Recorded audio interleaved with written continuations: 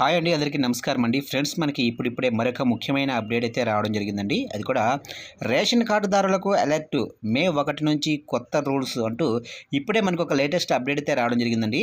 అయితే ఇందుకు సంబంధించిన పూర్తి వివరాలు అయితే తెలుసుకుందామండి. కొత్త రూల్స్ ఏంటనేది వీడియో మాత్రం ఎక్కడా స్కిప్ చేయకుండా చూడండి ఫ్రెండ్స్. అప్పుడే మనకి పూర్తి సమాచారం అయితే తెలుస్తుంది. ఇక ముఖ్యంగా వీడియో నచ్చినట్లయితే లైక్ చేయండి ఫ్రెండ్స్. ఇక లేట్ చేయకుండా వివరాల్లోకి తెలిపోదాము. ఇక్కడైతే చూడండి ఫ్రెండ్స్.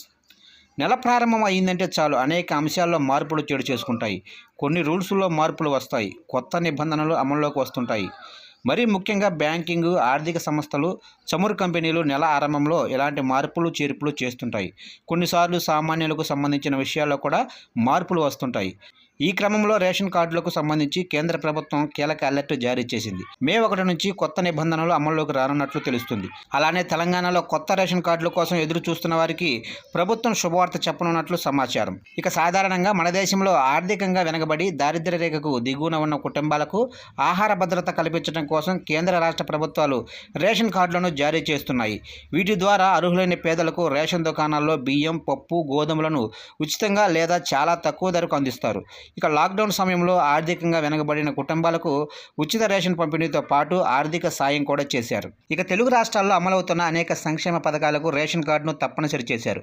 మరి ముఖ్యంగా ఆరోగ్యశ్రీ కింద ఉచిత వైద్యం పొందాలంటే రేషన్ కార్డు ఖచ్చితంగా ఉండాల్సింది. ఇక ఏపీలో రేషన్ కార్డుల మంజూరును నిరంతర ప్రక్రియగా మార్చింది జగన్ సర్కారు.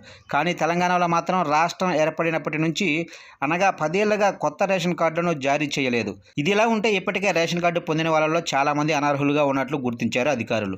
అర్హులతో పోలిస్తే ఆర్థిక స్తోమత ఉన్నవారు, ప్రభుత్వ ఉద్యోగాలు ఉన్నవారే ఈ ప్రయోజనాన్ని ఎక్కువగా పొందుతున్నట్లు వెలుగులోకి వచ్చింది. ఇక దీనిపై స్పందించిన కేంద్ర ప్రభుత్వం ఆహార శాఖ ద్వారా అలాంటి వ్యక్తులను పథకం నుంచి అనర్హులుగా ప్రకటించేందుకు వారి జాబితాను రూపొందిస్తుంది. ఇక అందుకే మే 1వ తేదీ నుంచి ఈ నిబంధనలు అమల్లోకి రానున్నాయి. ఇక ఈ నిబంధనల ప్రకారం అర్హత లేకున్నా రేషన్ కార్డు తీసుకున్న వారు, అక్రమంగా రేషన్ కార్డులను పొందిన వారిపై చర్యలు తీసుకోనున్నారు.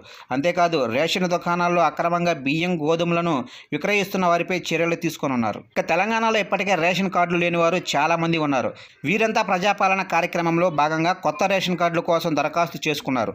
ఇక ప్రస్తుతం అధికారులు వారి వివరాలను స్క్రూటినీ చేస్తున్నారు. దీని తర్వాత అంటే జూన్ 2వ వారంలో కొత్తగా రేషన్ కార్డులు పొందిన వారి వివరాలను వెబ్సైట్లో పెట్టనున్నట్లు తెలుస్తుంది.